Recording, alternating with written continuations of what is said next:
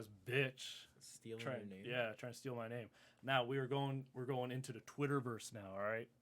No, please get me out. I've gotten into too many fights on this fucking platform. Jesus, I'm just like, I'm chilling. I work like a full 8.5 hours at work. I open up my phone, and this motherfucker out among the stars, among the fucking interwebs, is like, bad movie, boring, dull visuals, uninteresting characters. Read all these requirements, Jesus. And all this is in response to Man of fucking Steel. What's the point of the last one? Poor characterization of Superman. What's the point of the last one if the third one exists? Also, what's the point of the third one if the first one exists? If it's boring, then then by extension the characters would be uninteresting. But what's the point of like saying the characterization of Superman is bad if you already stated that the uninteresting characters? Dude, people just want to like bam, bam, bam, fucking hammer in Man of Steel. It's just like, it's crazy. And this motherfucker just got to bring it to my attention just to hear me fucking like rage. Like when I saw this, it was like the Superman, the fucking yell that like broke the sound barrier across the stars. Holy shit, dude. So like my response to this, and I feel like it's pretty damn good response, right? When you think about like boring, look at the shot. It's not a boring shot. You know what I mean? Like you got a lot going on. You got fucking people pointing guns at Superman, fucking capes coming. Whoosh, you know what I mean? Yeah. Shit's going on. Not boring. Dull visuals, again, I'll just look at it. I'm not going to say nothing. Speaks for itself. Visual storytelling don't speaks try to, for itself. Okay, uninteresting characters, it's a GIF. We're not going to get much out of that. Okay, but like here's the thing. You've got like it's interesting. Like red shoes, it's not uninteresting. Get out of here with me that bullshit. Red shoes on characters makes them interesting. Okay, here's the thing. If everyone just shut the fuck up. You can't disprove an entire like the point. The film disproves the points. The GIF does not. The GIF is just a segment. But that's the thing about a Zack Snyder GIF. All right, Jesus. The thing about, let's see, uninteresting characters. The thing is if in this GIF, if everyone was wearing red shoes and he wasn't, well then. I mean, like, if everyone was wearing red shoes, it wouldn't be interesting. The point is, like characters are more than just their visual representation. You even acknowledge this. You called it. You were specifically referring to bad shot or a full visual? Dull visual, probably, is what you meant to say. So, you're referring to a very specific point in the argument. You're not talking about the characterization here. It's okay. It doesn't need it. It doesn't need to be everything in one image. Look, but I'm just telling you that, like, I could be wrong, but Zack Snyder's visual storytelling isn't. And I stand by it. If everyone was wearing red shoes, it would be an uninteresting character. There's clearly a contrast between. It stands out. It pops. Yes, visually. Yeah. Visually interesting characters. Poor characterization of Superman, dude. Again, right here.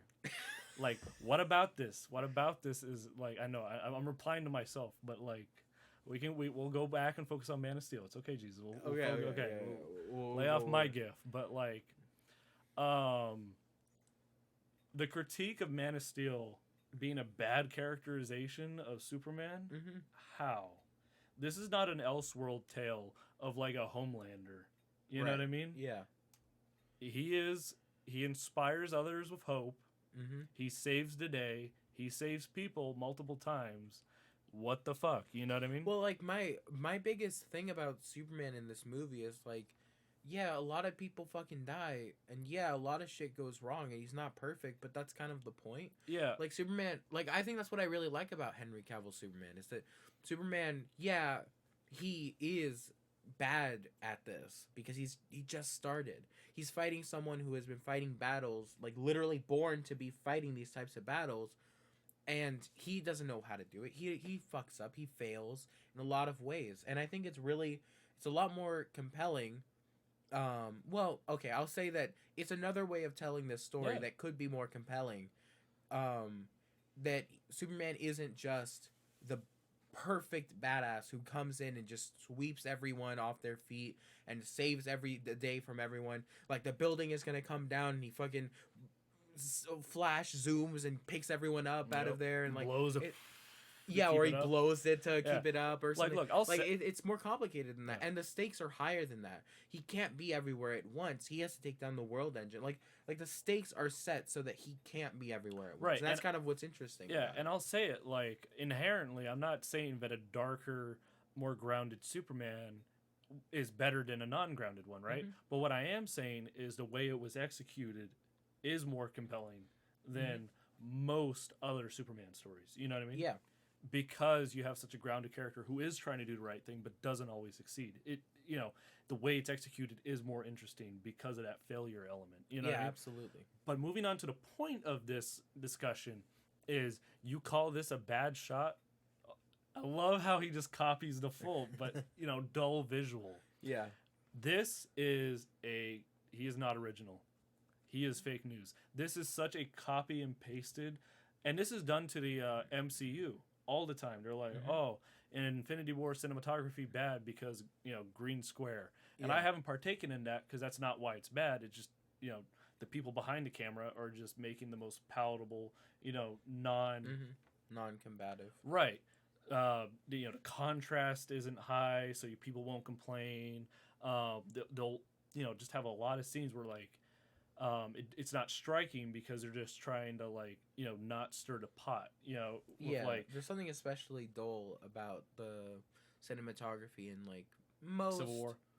Well, we'll say most Marvel movies. There are exceptions. There's some with like great visual style.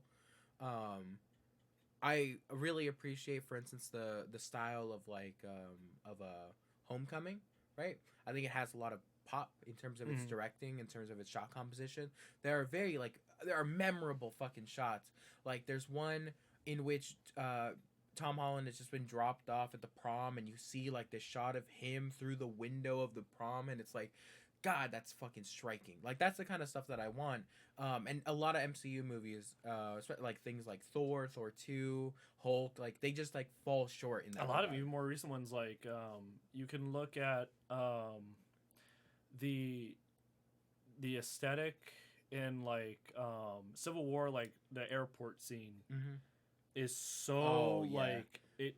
There's like it's just a daytime fight with like no lighting. It's at all white because it's just a plain airport. Yeah. It's super dull. Something more out of this world, like recently in Captain Marvel, the Kree homeworld. Just I have like there's nothing striking about it, or the locations they choose to like shoot in, and the way it's shot. You know what I mean? Yeah. Like, or when they land down on that planet in Captain Marvel, like the planet just doesn't pop, and that's it's just a dirty like not dirty as in the sense of like it's like run down. It's literally just a bunch of dirt and then a bunch of like weird buildings that right.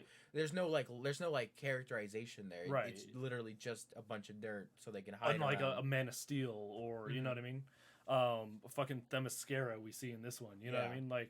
You see the plane of Themyscira, but then you have the architecture of the building, the way it's shot. You know what I mean?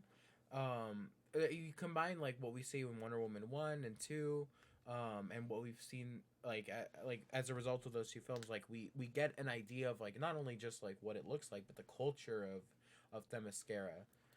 But taking this away from cinematography and Marvel, going back to the core of this, I don't understand, and I fucking, lit his ass up with the facts with this one, because it was just like, why is CGI bad? You know what I mean? Like, and it's so fucking disingenuous, you know what I mean? Like, obviously, this is the shot I talk about, right? Yeah. And he's like, oh, this isn't even a shot, it's just a green square. It's just like, I'm not talking about unfinished work, you know what I mean? Yeah, exactly. Like, are you telling me, like, there's no art in animation? Or you know what I mean? Yeah, it's the equivalent of saying like, this shot from I don't know, Ponyo. Oh my God, I love Ponyo. Ponyo is bad. Because it's just a sheet of paper. Dude, it's you like, need Academy Award, because when you said Ponyo bad, I was like, oh, I thought you were for real. I was like, no, like this shot in Ponyo is bad because it's just a sheet of paper. It's like, no, it's not. Yeah. But showing it's just not. Showing a blank white paper would be the equivalent of just like, no. It's like they haven't drawn it yet. It's like, yeah. but that's not true. They did draw it. Yeah, this argument's so disingenuous. But even if you were to like pick at his message, which is just like CGI invalid, it's just like, well, and what I replied to him was, it's like even grounded shit like Breaking Bad requires it because you can't fucking crash a 747 plane in the second season for real. You need CGI, you know. Unless you're Nolan, of course. Yes, you can drive it into a building. Yes, you can drop one from the sky, but to drive it over a neighborhood, you would limit your storytelling. Yeah. And in any situation, would you want to limit the story you're trying to tell? You know what I mean? Well, the thing about CGI is just another tool like anything else. The same way that color is a tool, the same way that a mobile camera is a tool. Yep. Like a set. Yeah, a set is also a tool. But like Special we effects. used to have cameras that just kind of sat there, and we had to move actors around them because they were too heavy to move, and they just had to be stationary. But now we have like a lot more interesting things we can do with a camera, and that's because of the innovations of technology. And CGI is just another one of those innovations. It's another way of pushing stories beyond, because you take it if you take a story that doesn't use any CGI, and imagine trying to make Green Lantern with no CGI. You literally you can't. Don't. Star you would just Wars, say Avatar. we always make it animated. There's no other way. Now there are ways that you can tell stories without CGI. Some stories can. A lot of stories, in fact, can be told without any CGI. Even a Star Wars story can be told without CGI. But you do limit yourself in what you can accomplish by not using this tool that can further your storytelling potential. But that's the thing, is even in something like Marriage Story, which I don't know if you have or have not seen. It's an elusive mystery at this point. I think it's more fun that way, honestly. Honestly. Who knows? Even something like that still uses CGI to touch up scenes. You know what I mean? Let's say there's a boom mic. CGI out of a shot. You won't even notice it. You'll never notice it, but it probably happened on that movie. You know what I mean? Game of Thrones, coffee cup in a shot, removed. Star Wars. Unless it's season 8. No, they removed it. Like, they noticed it on the first episode, they removed it from every subsequent airing. If you watch it on a DVD, it's not going to be there no more. Okay. Yeah, that's what I mean. Okay. I remember. Right. People noticed it when it aired, and then HBO was like, nope, and they CGI'd it out. Yeah. Instantly. You know what I mean? But that's the power of CGI. Is like in Game of Thrones, or a water bottle by Samuel's leg. Well, Jesus, I'm waiting to bring it up when we talk about season 8. There was a hilarious talk show interview of they were asking like Sansa who did the cup, and Sansa's like, well, shit, it ain't me, but it was next to Daenerys. Dab. Damn. But getting back to this GIF in particular, this is why I talked about it so much, Jesus, is this shot that he called green is a practical shot. That's daylight. The exposure's high to give it that, like, holy illusion. And then that is a red cape that Zack Snyder fluttered in front of the camera. Yep. This, that's the thing. And thankfully, this can never be proven to have been an argument that I ever made. But sometimes people will just say things like, this shot is bad because it has CGI in it. It's like, but it doesn't. What do you mean, you know? Yeah. And I don't know what kind of people would make those types of arguments. I mean, surely no one on this podcast. That's definitely for sure. not on this podcast like 4 years ago, which are probably still up. Oh. Those are different people. Those are like alternate realities. We don't have to worry about them. They're dead now. Yeah. I killed that version of me. Don't worry. He's gone.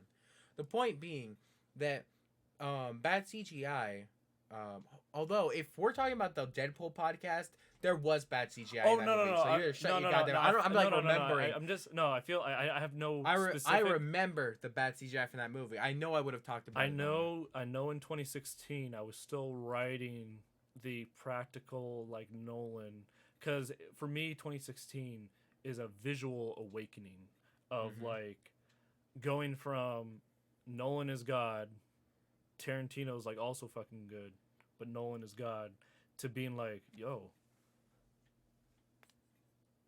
this motherfucker Zack Snyder, he's king shit. He's the fucking goat. You know what I mean? Like, it's interesting that you say that because, well, Tarantino is like a lot more visually like interesting than a Nolan. Oh no, I would disagree. I think Tarantino's best qualities for me always come through the writing. I think Tarantino's a way better writer than Nolan, and Nolan's a better visual.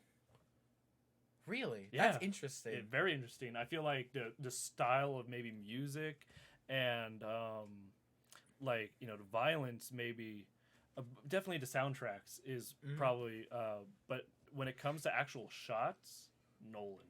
Right. We're talking about the fucking IMAX, but the thing is they're pretty dude, similar. I'm thinking of like there's such great shots. I mean, Hateful Eight. When's the last time you watched that fucking movie?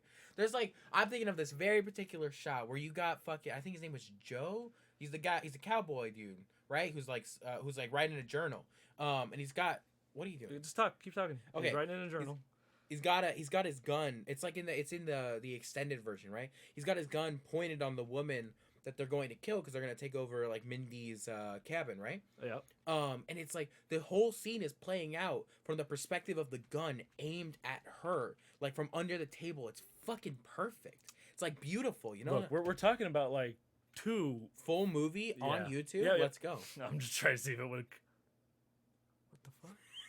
Okay. Just buy it right now. Let's go. Come on. Damn. Wait, is it? Do you own it on here? Is No, that why? this is just someone uploaded the fucking movie. Wait, really?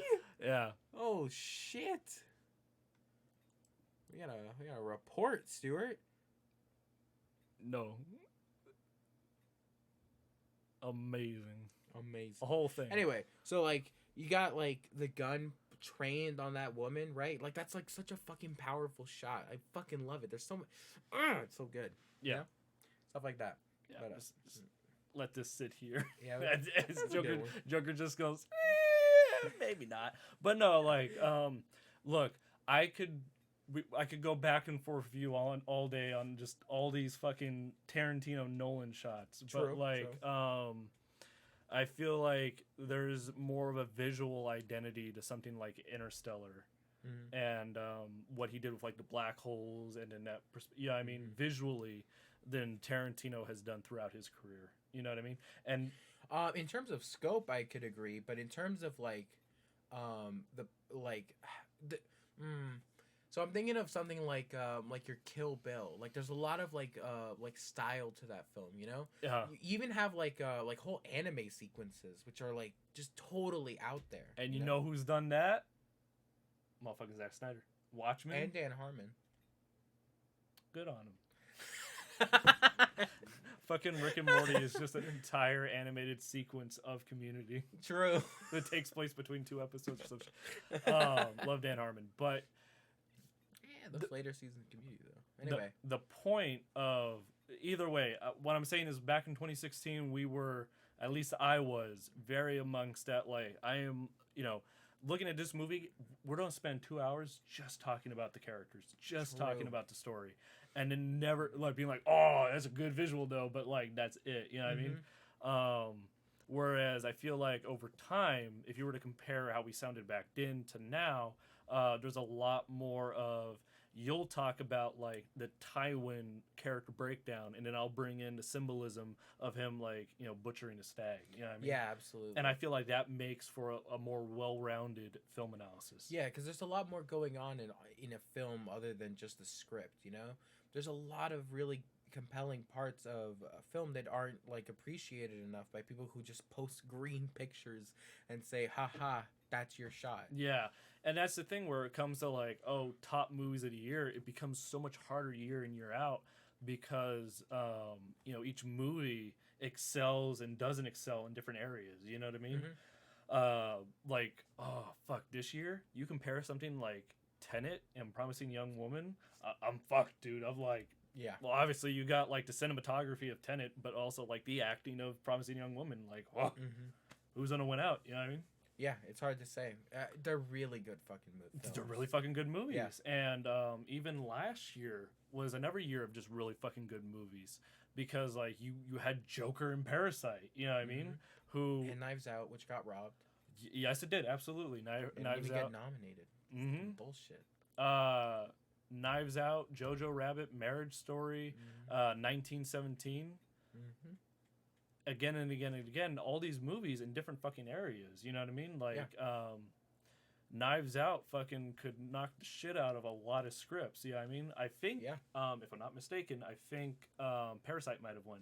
So, like, sit down and look at those two. You know what I mean? I'd probably go Knives Out, but, like, it's not like Parasite has a bad script. You know what I mean? True, although it is, we have to acknowledge our ignorance in that regard. When a script is written in a language you don't understand, it's a little hard to evaluate in the same way, right? This is true. The nuances of that language will be lost on you.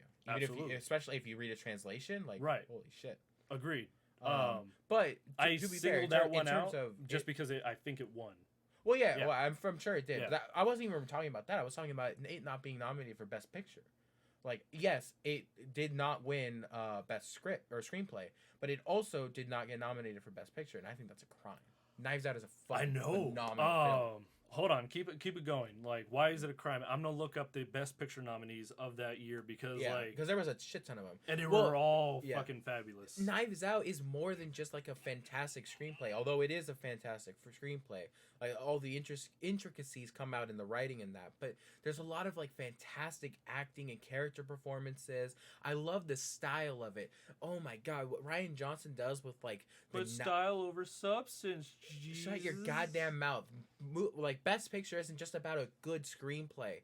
It's about all of these things coming together in a film. Like the fucking visual design of the knives, the way that they're utilized early on when what's his name? He's the old guy when he's telling you about Captain America's character, Chris Evans. That's the actor's name. I thought he was talking about Captain America the character, and I was like, what? He's talking about Chris Evans' character, right? Yeah. And he's telling you about like he even has like that fucking amazing line that comes back about the not knowing like a trick knife from a real one, and then you have that be in the room full of like fucking knives, and he pulls out that like all of that shit, all of the fucking writing. I love Marta's actress. She fucking brought that character to life. It was perfect. I love it. There's just so many like all those little things that bring the whole thing together. Absolutely. To wrap this up real quick, because I will definitely contribute to a Knives Out fucking conversation Once you rewatch the movie. Once I rewatched the movie for the first time since it came out. Yep.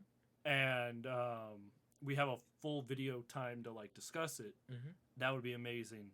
But in terms of what came out that year, we have Parasite, 1917, Ford vs. Ferrari, Joker, Once Upon a Time in Hollywood, The Irishman, Little Women, Jojo Rabbit, and Marriage Story. Some of which I haven't seen, some of which we're not sure if I've seen. The world may never know. I mean, personally, here's the thing. Knives Out, probably not as good as half of those, better than half of those, in my opinion. Mm-hmm. And I've seen all of them. You know what I mean? Yeah. But it's just a really hard year, and that's why it's so important when you're discussing film and like analyzing it is to look at its different aspects. That's why I brought up the script, not to say Jesus it didn't deserve to be nominated, because it did deserve to be nominated. True. It's because I think it could have won in the script category and probably should have, right, for all of those reasons you were describing. Yeah. Well, all those reasons are like we can talk about the intricacies of that script, but maybe at a different time. I mean, a lot of the things you talk about start at the script, so that's where that's not necessarily true. A lot of the acting isn't really found in the script. A lot of that's like the way that the actors bring to life the character, and the director kind of moves them in that direction. And then there's also like visual design. So like in terms of like now, it's possible this is in the screenplay. I wouldn't know because I haven't read it yet. And maybe I will for the sake of a podcast if we ever do one on it. But there's like a very particular shot when she's the one that owns the Twitter company. She comes up to check on the old man because she heard like something fall over. Right? She's in Hereditary, I think. Yes, she is. Yeah. And there's a very like the camera pans up on like a fucking like mountain lion pouncing on a little predator or a little bit of like a prey, like a little other animal, and it's like very like symbolic of like what the relationship is between like the old man and all of the people around him. It's like fucking perfect. It's even it's harder. hard to say if that's you know why it's harder. Because when Rian Johnson writes it and then he directs it, where does the writing begin and end? And the directing begin and end? Yeah, it's hard to say. But yeah, that's for those movies. Because, like, we're not going to sit here and discuss who deserved Best Actor. when it was Joaquin Phoenix. Yeah, You know what I mean? Yeah, Joaquin Phoenix was but like standout. writing, directing. Because here's the thing: Once Upon a Time also comes out in that year, so you're stuck between Rian Johnson and Tarantino. You know what I mean? True. Which you haven't seen. I haven't. Well, I haven't finished. I have seen part of. True. I'd kick out Ford v Ferrari to get Knives Out nominated. I'd make for, that for best. I've seen that See, well, here's the thing: for best picture, I'd knock out 1917. I haven't seen it. That's why I can't. Yeah. Otherwise, I would agree. See, I personally keep Ford versus Ferrari because I feel like Ford versus Ferrari is a better, more rounded film than 1917, which is more of a cinematography. Which I would give that movie cinematography, but like in terms of best picture, I need more well-rounded movies like Knives Out. So I'd joink that one. But it's like the rest of shit, like Little Women and Marriage Story, like these are well-rounded movies. And honestly, I felt like the weakest one on there was 1917, just because I was like, yeah, it's great cinematography, but like, you know, and it's nothing else was bad. It wasn't like I could gush over like you know this acting decision or you know what I mean. Yeah, exactly. Where was no, sorry, I was about to say something stupid. Never mind. Go ahead. Let's move on. Okay, just to wrap it up for now, fuck Super Cringe Team.